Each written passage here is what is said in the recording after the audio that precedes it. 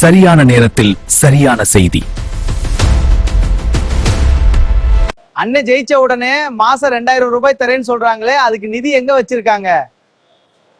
ஏற்கனவே 10 லட்சம் கோடி கடன் வாங்கி வச்சிருக்காங்க. இதுல மாசம் 2000 ரூபாய் 2 கோடி பேருக்கு எப்படி கொடுப்பாங்க? அரசுக்கு இதுக்கு எப்படி வருமானம் வரும்? நாங்க ஆட்சிக்கு வந்த உடனே முதல் கையெழுத்து நீட்டு ரத்து அப்படின்னு சொன்னாங்களே, அதெல்லாம் சும்மா சொல்றாங்க, நடக்காது. அதான் சொல்றேன், வாக்குறுதி மட்டும்தான். போன தடவை எப்படி ஏமாத்து வாக்குறுதிகளை கொடுத்து மக்களை ஏமாத்தினாங்களோ அதே மாதிரி இப்ப பணம் கொடுக்கறதா சொல்லி ஏமாத்த ரெடி ஆயிட்டாங்க. அப்படிதான். அதான் திமுக ஆட்சிக்கு வந்த உடனே அதிமுக செஞ்ச ஊழல் எல்லாம் அம்பலப்படுத்தி தண்டனை வாங்கி கொடுப்பேன்னு சொன்னாங்க. இன்னும் எதுவும் செய்யலையே. அதெல்லாம் வெறும் வார்த்தைகள் தானா?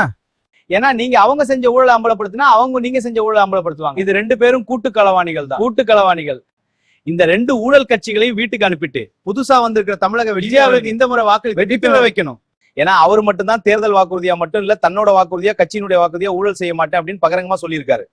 இந்த முறை தமிழக வெற்றி கழகத்தினுடைய விஜய் அவர்களை வெற்றி பெற வச்சாதான் இந்த 2 கட்சிகள் இனிமே சரியா அரசியல் செய்ய ஆரம்பிப்பாங்க. சரியா சொன்னீங்க. அதான் புதுசா ஒருத்தருக்கு வாய்ப்பு கொடுத்து வெற்றி பெற வச்சு அவர் சரியா ஆட்சி செய்ய ஆரம்பிச்சு நாடு நல்லா இருந்தா இருக்கிற அரசியல்வாதிகளும் சுத்தமா அதுதான் மாத்திரம். ஊழல் செஞ்சா மக்களுக்கு துரோகம் செஞ்சா இனிமே ஆட்சி செய்ய முடியாது அப்படிங்கிற நிலைமை. அது மட்டும் இல்ல, மக்களுக்கும் நாட்டுக்கும் என்ன தேவையோ அதை மட்டும் செய்யற நிர்வாகம் உருவாகும். நேர்மையான வெளிப்படையான அரசு நிர்வாகம் உருவாகி செயல்படணும்னா தமிழ்நாட்டுக்கு மாத்திரம் தேவை. மாத்திரம் தானே நடக்காது, நாம தான் உருவாக்கணும். இந்த முறை தமிழக வெற்றி கழகம் விஜய் அவர்களுக்கு வாக்களித்து வெற்றி பெற செய்யும். அவர் சரியில்லைன்னா அவரை மாத்துவோம். அவர் சரியில்லைன்னா அடுத்த வாட்டி அவரை மாத்துவோம். மக்கள் நம்ம சரியான நேரத்துல சரியான முடிவெடுத்து செயல்பட்டா நம்மள ஆள்ற அரசாங்கமும் அரசும் சரியாவே இருப்பாங்க. அதான் சரி.